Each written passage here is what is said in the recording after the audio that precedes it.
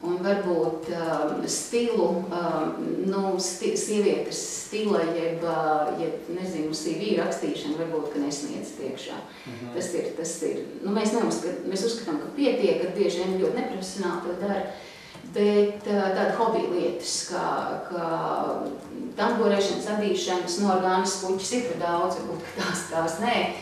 Valodu mācīšanās, tie paši seniori par mūsu grantiem ir iemācījušies strādāt ar datoru. Protams, tagad mums ir pārņēmums daudz spēcīgāki spēlētāji šāda veida funkcijas, bet es atceros, Valmierā seniori bija pat izveidojuši mācību līdzekli, kā senioriem apgūt datoru.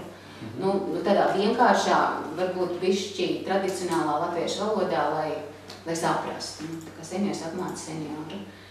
Tāda veida pasākumu, hobiji, sporti, tāda veida izglītošanās. Un tad es gribētu vienkārši vēl uzdot jautājumu, teiksim, jūs arī aktīvi piesaistat vienādus šeit pat no Latvijas, ja? No uzņēmējiem, vai ir kaut kāds, teiksim, tīši uzņēmējiem ir vēlme, teiksim, es pārstāvu Latvienergo, ja? Es gribētu, lai šī nauda, teiksim, tiktu novirzīta nevis atvainojos mūža izglītībā, ja? Bet es kā Latvienergo, tas ir tāds pilnīgi, teiksim, abstrakts piemērs, tad gribētu, lai šī nauda tiktu novirzīta konkrētiem, teiksim, mēķiem. Kāds notiek šis darbs ar sponsoriem? Tā var. Precīzi, tā kā Uldis teica, tādu schēmu mēs piedāvājam arī mājaslapā ziedotājiem. Bet, jebkurā gadījumā es neteikšu te jebkam, tādā nozīmē, ka jebkam mēs diskutētu, mēs tad iesaistītos sarunā ar ziedotāju. Es pat atļaušos teikt tādu nepopulāru lietu, mēs labprāt arī izglītotu ziedotājus, pastāstīt, kur tā rūpa ir lielāka, kur viņa atbalstam būtu lielāka jēga, to mēs viņam pastāstītu. Es neteiktu tā uzreiz, nē, bet tā mēs. Mēs tagad mēģinām strādāt arī ar ārzemju latviešiem, skatīsimies, kā mums sanāks. Mēs vienkārši esam sākuši to darīt. Un tur, kā jūs varat iedomāties, atšķirās, ļoti atšķirās prioritātes. Piemēram, tieši tā jautājuma kontekstā. Man vēl vēlreiz, man par citu, varbūt es jau izskanēju, akcentēju. Tie pieteikumi ir labāk no fondiem, ir labāk, nevis fondiem, bet no organizācijām. Tikpat labi tiešām var sanākt 5 opīši kopā Madonā un teikt, ka mēs gribam runāt par Es teiktu, es tagad tā teikšu, es kā liesmos teiktu, ka es ļoti labprāt dotu 5 opīšiem, ļoti labprāt. Un tas labais piemērs arī Nīderlandē ir viens fonds, KNHL, viņš saucās, kurš arī šādā veidā dala naudu. Starp citu, ja jums ir interesanti, Lielvārdas novatfonds ar viņiem strādā, Ilis Kreišmans var uzaicināt, tad KNHL, kā viņi strādā. Es dotu, likumdošana Latvijā īsti ne biedrību nodibinājumu, ne grāmatvedības mums šo lietu neatļauj. Nevaram mēs dot individuālām cilvēkam. Es iepriekšējā darbā ar šo problēmu saskāros, es to redzu joprojām kā problēmu, un faktiski es redzu iespējas arī strādāt ar likumdevēju šajā virzienā. Un tad ir man vēl viens jautājums. Kristēn, pabeidz jautājumu? Jā? Es to piekrītošu par viņu. Man ir tāds jautājums, tīri, teiksim, no tāds praktiskā viedokļa. Tas, ko tu teici, ka jūs atbalstat pārstrā laukus, ja? Bet vai nav šajā gadījumā kaut kāda diskriminācija attiecībā uz pilsētām tā iemesla dēļ, ka, ja mēs skatāmies laukus, tad jebkurā gadījumā vismaz teorētiski iespēja ir saņemt atbalstu arī caur līderu programmu. Tajās vietās ir, kur šajā gadījumā tad ir līdz 15,000 Latvijiem, 15,000 iedzīvotāji vienkārši. Tad mēs uzteiksim telefonu, Kristijā? Nē, sadošu kundu, vienkārši aizmēs izveic spēļu, tas nekas, mēs tā nāk nebīties. Kā mēs nopaties. Tas pat lielos televīzijas iekārtas tā ir bijis. Jā, un es arī par sajaucu 15,000 Latvijas iedzīvotāju, tajā brīdī es arī samulsmu. Jā, kā, teiksim, ir to paklāšanos vienkārši? Kā jūs skatāties vienkārši? Jo, ja, teiksim, ir vietējās partnerības attīstības šī programma pamatojas, arī jāpalīdz ir varbūt kaut kādiem vecākiem cilvēkiem, tad jūs nedodat tur naudu vienkārši, vai jūs pašlaik cenšaties koordinēt vai necenšaties koordinēt? Mēs piefinansējam. Reāli, ja mums dod vienu lielu smuku projektu, kur līderis ir iedevis 3 atbildēs, mums jāpiešpricē vēl vienu. Jūs palīdzat līderiem, jā. Tad mēs iedodam. Tādi gadījumi ir bijuši, ja, kad ir lielāks projekts un viņi prasa nelielas naudiņas un zvana cilvēku un prasa, jā, ja ir labs projekts, ja viņš aiziet uz ilgtspēju, viņš dos labumu ne tikai šauri izzīmētāju projektu mērķi grupai, bet kalpos cilvēkiem vēl gadus 3-5, tad jā. Bet par pilsētu ļoti labs jautājums, Ulu, par pilsētu runājot. Piemēram, tagad mums ir izsludināts konkurss atbalsts kopienu centriem no Mierielas, vai no Boldurājas, vai no Mežakarka, ja es saņemu skaistu projektu, kā man gribētos viņu atbalstīt. Bet tu nevar, jā? Es varu.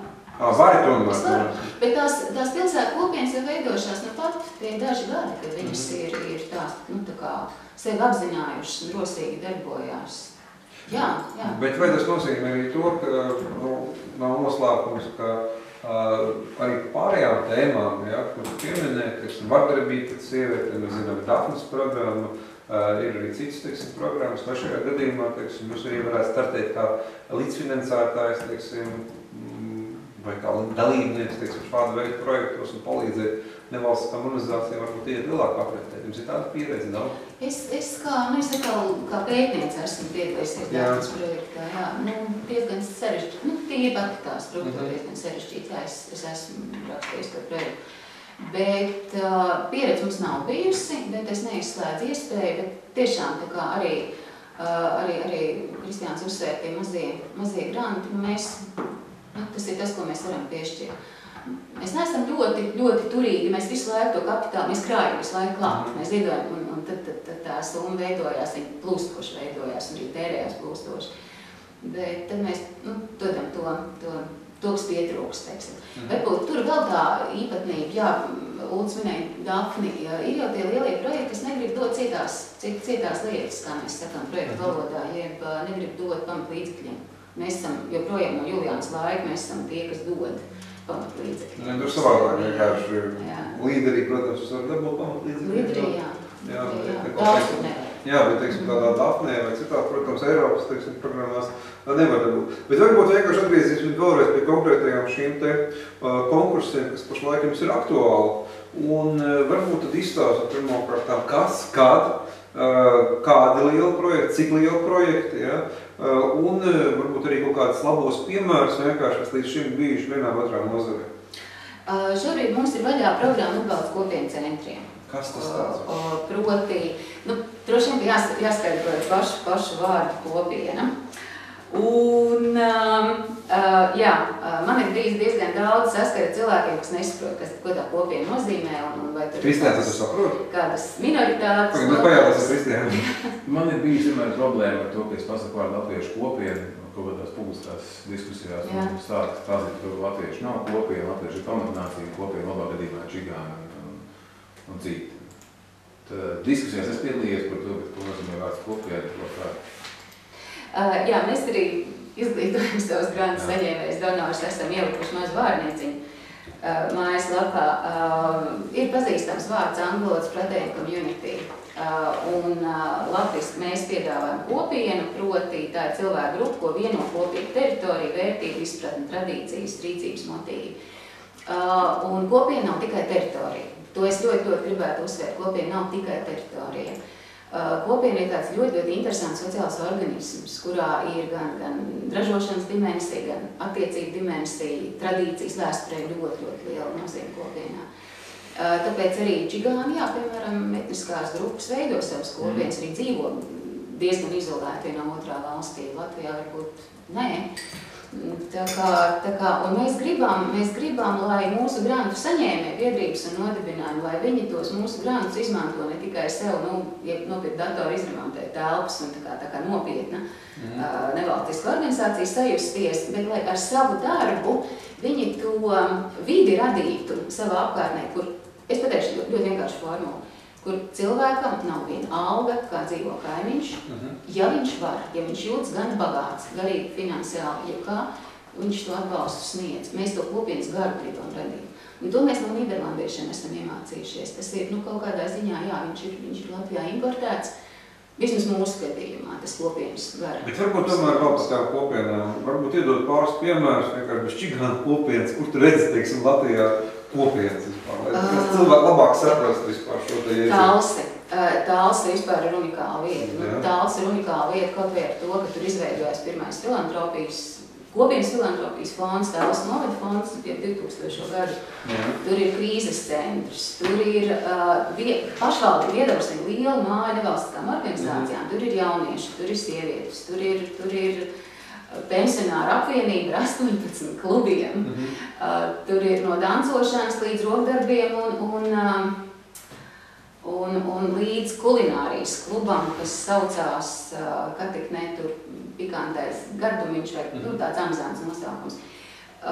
Tāls ir lielisks piemērs, kur dažādas cilvēku grupas, viņas apvienojas sākumā, pēc kaut kādas pazīmes, sakam jaunieši, sievietes, pensionāri, cilvēki ar īpašām vajadzībām, tas pats atbalsts māmiņām, brīnumiņš, biedrība brīnumiņš, kas ir uz kristīgām vērtībām balstīti, piemēram. Mēs tagad nešķirojam, mēs jūtam, ka tur ir tas labais. Tur ir kopiena, ja? Tur ir tā sajūta, jā, ka tie cilvēki, un arī, piemēram, projektu rakstīšana. Ir 4-5 organizācijas, visām ir viens konkurss, bet tad viss rakstīs projekts. Tagad skatās viens otru tur baltu aci un domā konkurence. Nē, viņi iet kopā, viņi meklē partnerības un viņi tīklojās. Un tas ir tas mehānisms, kā tās kopienas veidojās. Ja viens ir gudrāks vienā jomā, tas iet un palīdz viņam to projektu uzrakstīt, nevis skaudīgi reizsirdīgi skatās. Tā tas praksē parādās. Liepas vēl viens piemērs, ļoti iedvesmojošs piemērs ir Iecavas sieviešu klubs Liepas. Mēs tā kā viņiem esam devuši naudu vēl no Juliānas fonda laikiem, kopumā kāds 3 grantus ir saņēmuši, un mēs esam tie dīvainie cilvēki, kas dod, kas nesaka, nenāc 3. reizi, mēs tad viņam. Mēs dodam, un Liepas ir izaugušas tagad tik skaistas un ražanas, ka prieks skatīties, un nesen es satiku Liepu vadītāju, viņi saka, tu zinies, un ko mēs tagad darām. Viņi pat neteica, mums ir konkurss, te jūs dod naudu. Mēs palīdzam vienai sievietei, kurai ir 8 bērni, ko vīrs ir pametis, un kurai praktiski nav naudas, par ko tos bērnus audzināt. Palīdzam viņai zobus ielikt, piemēram. Mēs tagad celt ielikt zobus, un bišķi cits gudrības skrien. Bet tas ir, jā, un tu jūti, ka sākumā 90. gados viņiem palīdzēt bija jēga, ka tagad viņi ir savām kārtām nostājušies un palīdz citiem. Varbūt vēl kāds piemērs, teiksim, no šiem kopienām, kas varētu būt. Arī otrs variants, kāds projekts uzgaidīt vispār, teiksim, kāds būtu, teiksim, tavs ideālais projekts tieši par šīm kopienu, teiksim, iniciatīvām, kurus varbūt pašlaik nav iesnieguši, ja, bet kurus tu sagaidīji, teiksim, par ko varbūt vajadzētu padomāt, kas varētu būt tās prioritātes, kurus jūs noteikti atbalstīt, ja tāds projekts varētu, teiksim, parādītos? Jā, es par to savu sapņu projektu. Es fondā esmu tikai no februāra. Un man ir ļoti svarīgi, lai tās iniciatīvas, lai viņas būtu gudras, un lai viņas gudras tādā nozīmē, ka palīdzētu maksimāli daudziem cilvēkiem, turklāt palīdzētu nevis tādā nozīmē, es tev dodu naudu vai kaut ko dodu graudā, vai tu tagad varētu kādu laiku dzīvot, bet lai to cilvēku izglītotu, lai atrastu viņā spēkus un resursus, kā saka, droši vien sarežģītas, laikam nevar vienkāršāk pateikt. Tos resursus, lai viņš pats tā kā uzplaukst un lai viņš dod pienesumu tai kopienai.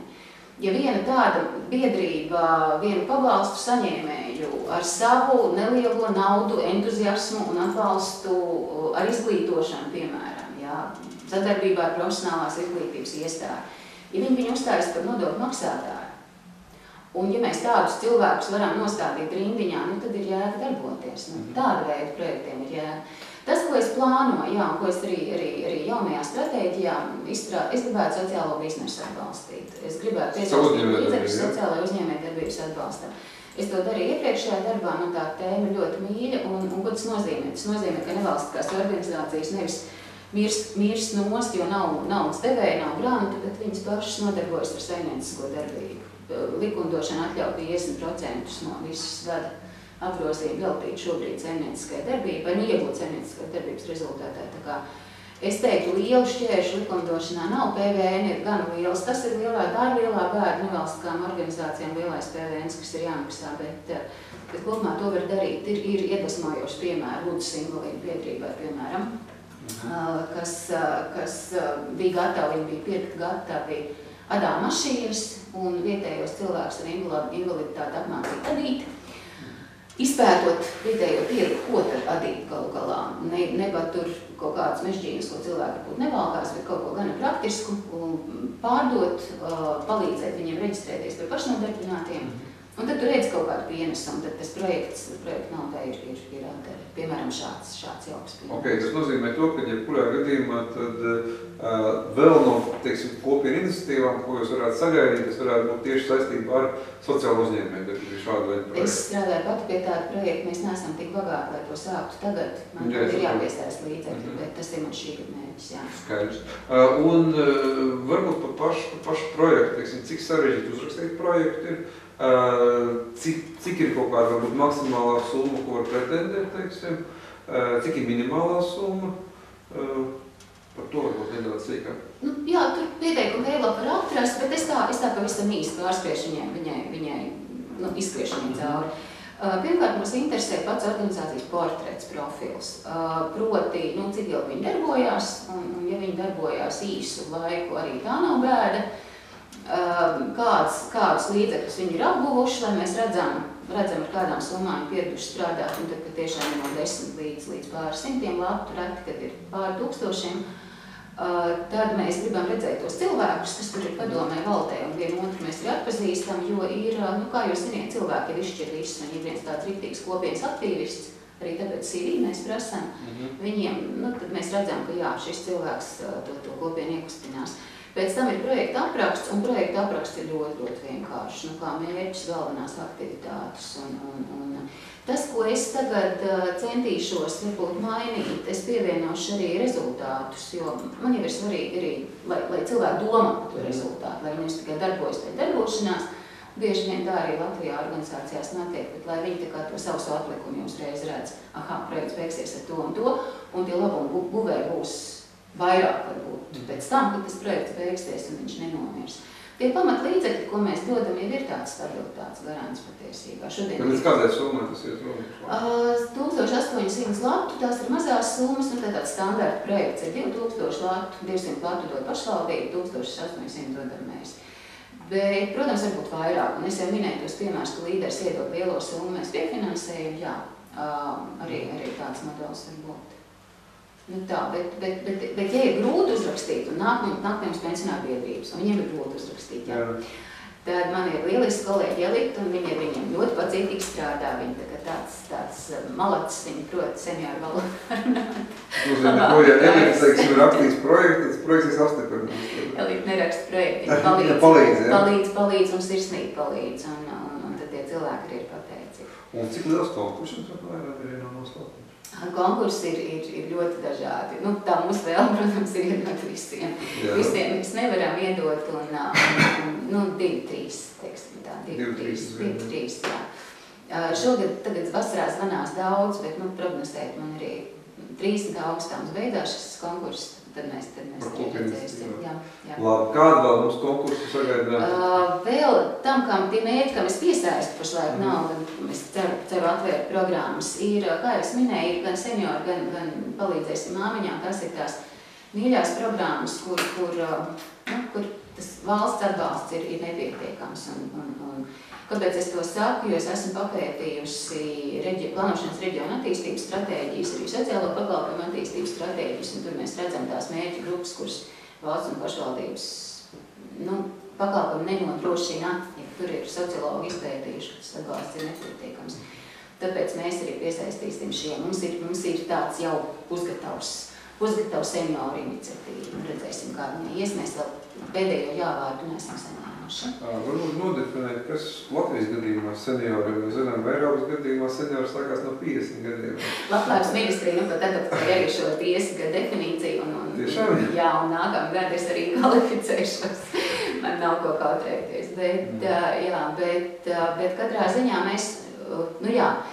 mēs atļaujam, un tas varbūt ir, to es gribēju gan pateikt ļoti publiski un gribu, lai tas izskan. Mums ir svarīgi, kā grupas un kā cilvēki definē paši sevi.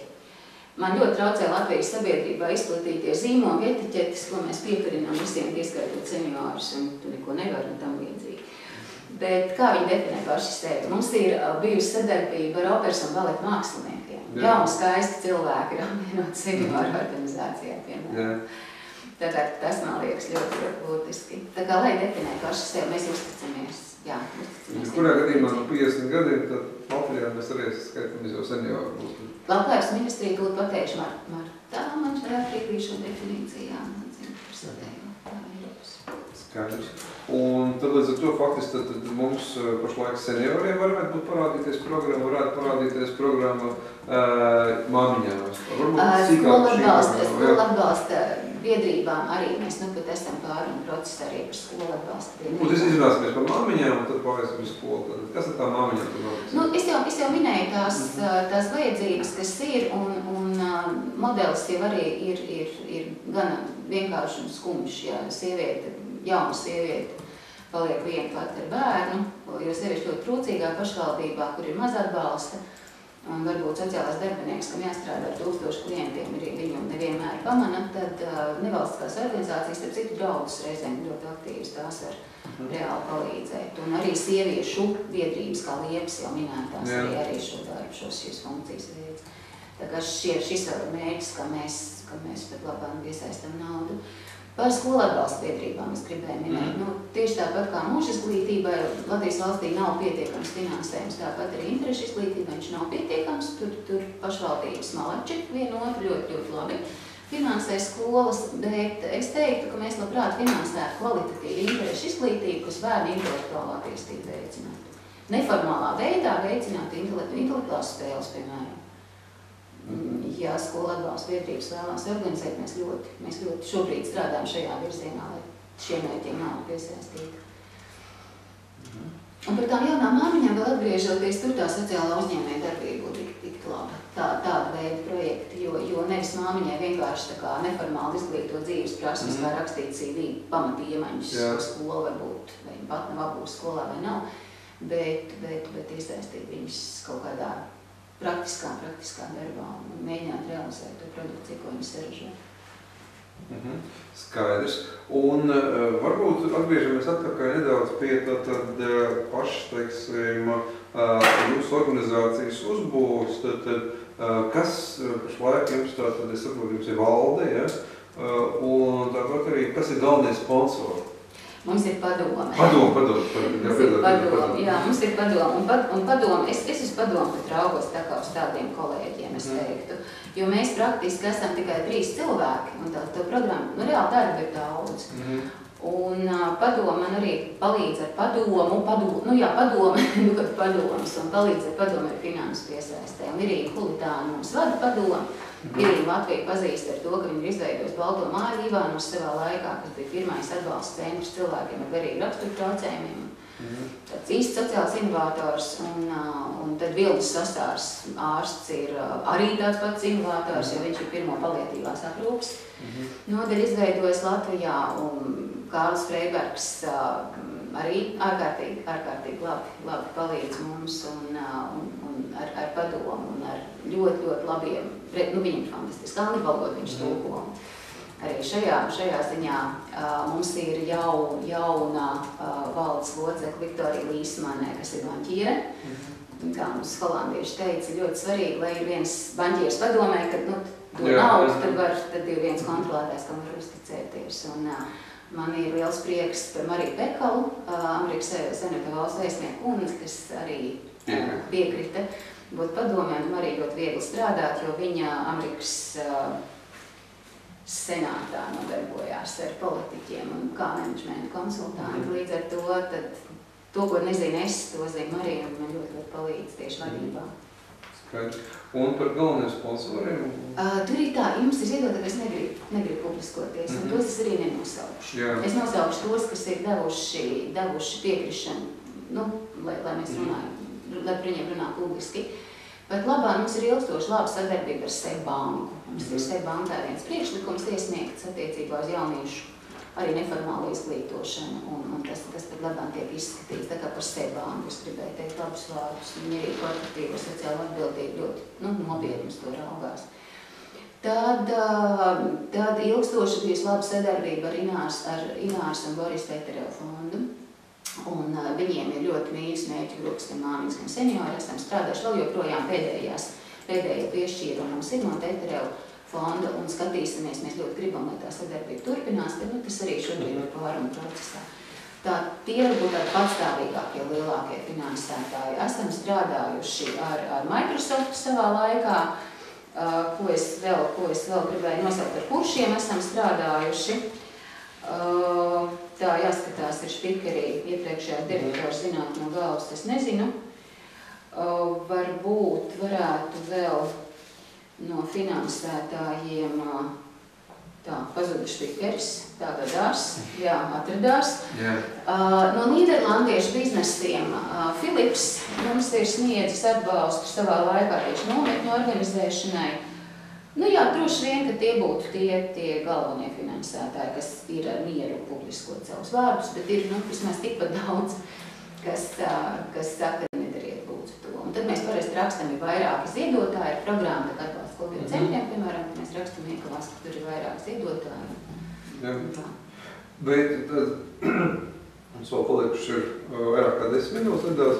Tas, ko tu pieminēji, ka pašlaik notiek darbs pie jaunās stratēģijas. Jā, līdz ar to, man, protams, būtu ļoti interesanti uzzināt, ar ko atšķirsies šajā gadījumā šī jaunā stratēģija no esošās, kādas ir prioritātes tātad dotajā brīdī daļai nosaucis par, kur būs galvenie šie akcenti, ja? Un kad mēs varam sagaidīt, kad jaunā stratēģija tiks attiecīgi apstiprināta. Jā, es atnācu februārī uz fondu, un jūs jau ziniet, ka jaunās slotas fenomenu gribās darīt visu kaut ko savā, bet tad man nācās jau piebremzēt, un tad es sapratu, ka lieliskas labas lietas, par kurām es tad jums izstāstīju, ka tās gan vajadzētu turpināt. Un tieši to pašu man teica padome, kas jau ilgi diezgan darbojās, un tad šīs lietas būtu jāsaglabā. Man ir ļoti mīļš tas pats sociālās uzņēmējdarbības jautājums, jo patiešām iepriekšējās darbos, ne dzīvēs, bet esmu to darījusi arī kā mācības spēks, pat labāk pasniedzu sociālo uzņēmējdarbību. Tāpēc fondā es centīšos pievērst šādai kopienu organizēšanas formai lielāku uzmanību, jo es redzu viņu kā ilgtspējīgu, es redzu viņu kā cilvēku spēcinošu, un es pat esmu gan uzņēmīgā. Es nenodarbojos ar uzņēmējdarbību. Tā kā es ļoti identificējos ar to mērķi, ar sociālās uzņēmējdarbības attīstību. Un tā labā ziņa ir, ka, ja mēs runājam par tādiem tiesiskiem ietveriem vai politikas plānošanas ietveriem, tad tur arī viss ir kārtībā, jo Eiropas komisija 12. gadā diezgan skaidru direktīvu ir izdevusi par dalību valstīm tieši par sociālās ekonomikas attīstības nepieciešamība. Krīze palīdzēja Eiropas komisijai to saprast, un man liekas, ka Latvijā cilvēkiem varbūt laiks to saprast. Un šī būtu tā lieta, un tas darbs tā nauda būs vajadzīga, jo, ja valstī būs nauda sociālās uzņēmējdarbības attīstīšana, labi. Visiem tās naudas nepietiks, tāpat privātie donori nāks iekšā un kaut kādā veidā to finansēs.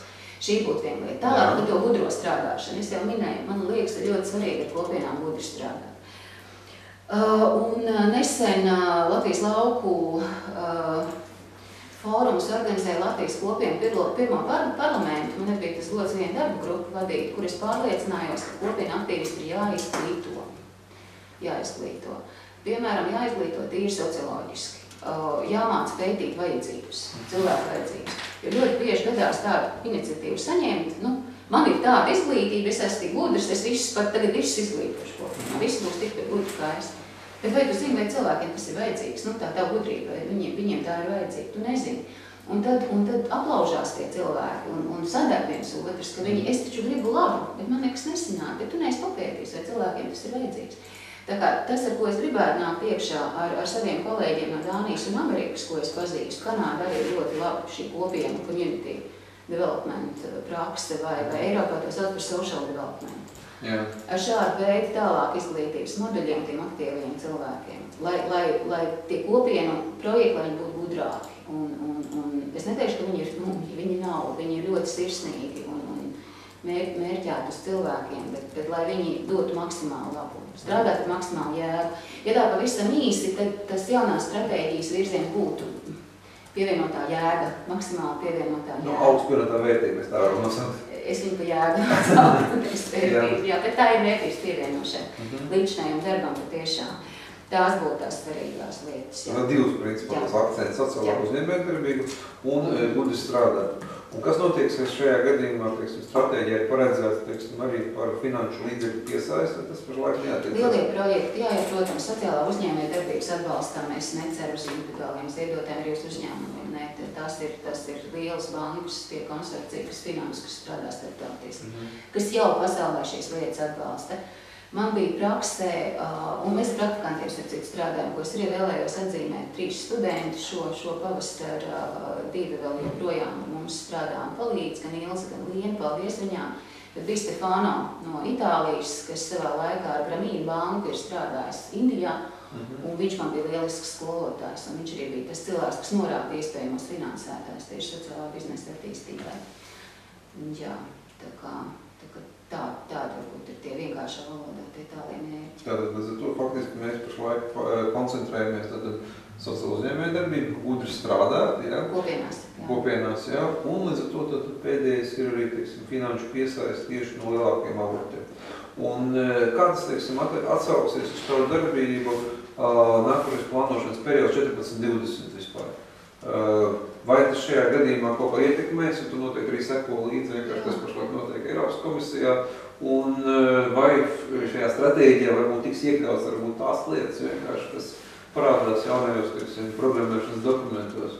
Jauniešu bezdarbs, jā, tieši atsaucoties, es pat teiktu, to jauniešu bezdarbs un milzīgais finansējums, kas būs pieejams inovatīvām stratēģijām, kā jauniešu bezdarbu apkarot, tur noteikti. Un mēs jau patiesībā esam to bankai iesniegto iniciatīvu esam veltījuši šim mērķim. Viņi vienkārši ir tas vārds angliski scaling up, ko latviski iztulkot, jo viņi vienkārši ir jāizvērš droši vien, jāpalielina un jāstrādā līdzi. Jā, es skatos tieši šajā virzienā, jo šeit, ko viens tāds kopienu fonds var apkarot jauniešu bezdarbu, varētu jautāt, un tas tā arī būtu naivi man tagad teikt, ka mēs kaut ko mainīsim. Tie grantu saņēmēji, kas ir sakrājušies, un viņi ir kopumā 239 iniciatīvas ir atbalstītas. Jā, no 2005. gada, rēķināsim kādas 50 nost, kas ir atbalstītas 2 vai 3 reizes. Bet tie ir partneri. Tie ir partneri, kas reāli cilvēkiem strādā. Viens otrs ir ļoti prasmīgs. Tā mūsu bagātība nav tikai tā nauda, ko mēs piesaistām, bet tie cilvēki, ar ko mēs esam strādājuši. Un kopā gan mēs ar to jauniešu bezdarbu varam cīnīties. Tā, ja tā nopietni ņem. Vēl attiecībā uz Interregu runājot, Interregā, cik es esmu pagaidām sapratusi, tad 7 Interregi mums ir pieejami Latvijā, bet kopumā arī šajās, vismaz pagaidām topošajās prioritātēs 14-20 gadam ir arī sociālā uzņēmējdarbība. Tas nozīmē, šajā gadījumā tie cilvēki, kas, jo mēs nelietojam ļoti bieži šo Interregu iedzienu, kas ir pārobežu sadarbības, pārobežu sadarbības projekti, ja? Un to faktiski tas nozīmē, to, ka jūs gribat arī šeit ielikt zināmā mērā, kaut kāds, savas intereses tieši pārobežu sadarbības projektos.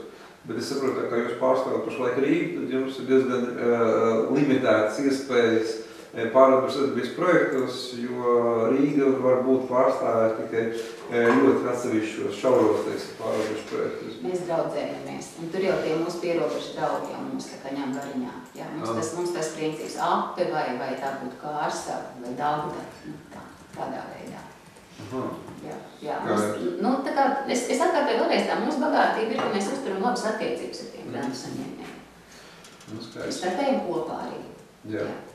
Kristiāns, tev ir kaut kādi jautājumi šodien? Es daudz sniegu, es paspēju notvītot, ja šodien es klusējušies tvītotājs. Skaidrs. Es vēlreiz par tiem 50 maziem darbinieki, tos pārējus visu ietvītoju. Ka tas būtu labi, ja būtu 50%, ka 50% drīkst, to saprot, bet jums tā mērķis ir kāds. 50% no saimnieciskās darbības. Tas ir stāstīt par sociālo uzņēmējumu. Ir biedrība nodibinājuma likums. Jā, 50% ļauj. 50% Kāds ir situācija? Viņas negrib to darīt, jā? Nē, viņas tieši tā, viņi baidās. Viņi baidās sākt kaut ko. Bizness ir vispār tā piedējuši lietu, un grāmatvedība, un finanses, un dievu dēļ, un matemātika, aritmētika vispār labāk, ne tuvāk. Tur ir tās fobijas, kas ir jāpārvar, sevišķi manas paudzes un vecākiem cilvēkiem. NVO ir NVO, kas meklē naudu, vienkārši spēl un savu saprot. Bet Latvijas valsts kaut ko meklē risinājumus, es teiktu. Es ticu, ka pie šīs Saeimas kaut kas varētu mainīties. Tieši, lai arī varbūt samazinātu to slogu, to birokrātiju, lai palielinātu iespējas. Jo es atceros 11. gadā vasarā viena no Saeimas valsts un pašvaldības komisijas sāka meklēt ceļu. Viņi saprata to problēmu. Tie deputāti visi vairs nav Saeimā, bet kaut kā daži ir. Es domāju, ka pēctecība saglabāsies. Jā, bet īstenībā mēs runājam par sociālu uzņēmējdarbību, tad, protams, mums arī bija diskusija viena, kā tu atceries, tad izniec par sociālu uzņēmējdarbību, tad šeit būs diezgan svarīgi, kādu ceļu mēs iesējam definīcijā. Ir vairākas, teiksim, šīs definīcijas, ja, kur viens Lietuvas ceļš, kur ir likums vienkārši pieņems, un savukārt, kā citās valstīs, viņš ir atkal varbūt mazāk interesants. Ja, līdz ar to, protams, būs diezgan svarīgi, kāda definīcija Latvijā tiks pieņemta, jo jebkurā gadījumā par sociālu uzņēmējdarbību es vismaz pārēstu to, ka būs diezgan liela interese sākot no 14. gada, jo šajā te Eiropas, teiksim, iniciatīvās, ko administrē Eiropas komisija, tad ir šī programma COSME, ja, kur jau parādās, teiksim, arī virziens, kad būs jāatbalsta arī šī sociālās uzņēmējdarbības iniciatīvas. Un, ja mēs redzam, ka šeit Eiropas Savienība naudu piešķirs kaut kādām iniciatīvām, tas, protams, nozīmē tikai vienu, ka šajā gadījumā tad interesi noteikti parādīsies. Un, protams, jāatceras, teiksim, ka Latvija izvēlēsies tiks galā, teiksim, līdz 13. gada beigām ar šo definīciju, lai beigās mums arī būtu, teiksim, savu definīciju sociālās uzņēmējdarbības jomā, lai tas, ko, teiksim, arī tu teici, vienkārši, lai mēs varētu, teiksim, iekļauties, būt aktīvāk iekļauties šajā likumdošanas, teiksim, jomās. Ok, es domāju, ka mēs jau faktiski esam... Mums ir vēl 10 minūtes? Nē, 2 minūtes mums. 12, bez 2 mēs vienkārši. Es domāju, ka mēs šajā gadījumā varbūt tad pašās beigās es gribētu varbūt, ko tu varētu novēlēt šajā brīdī potenciālajiem projektu iesniedzējiem. Tavs novēlējums? Ja tas veids un tā jūsu ideja, kā atbalstīt tos cilvēkus, kas dzīvo jums līdzās, kā viņiem palīdzēt, kā saprast viņiem pašiem palīdzēt, ka viņi ir vērtīgi un interesanti un spējīgi mainīt savu dzīvi. Ja tā ir jūsu pārliecība un ja jūs nesat viens, tad droši plānojat, liekat to ideju uz papīra, rakstīšanas laikā, kad ir kāda pauze, piezvaniet pa telefonu 67 31 69 63. Vēlreiz kārtā varbūt. Atkārtošu vēlreiz.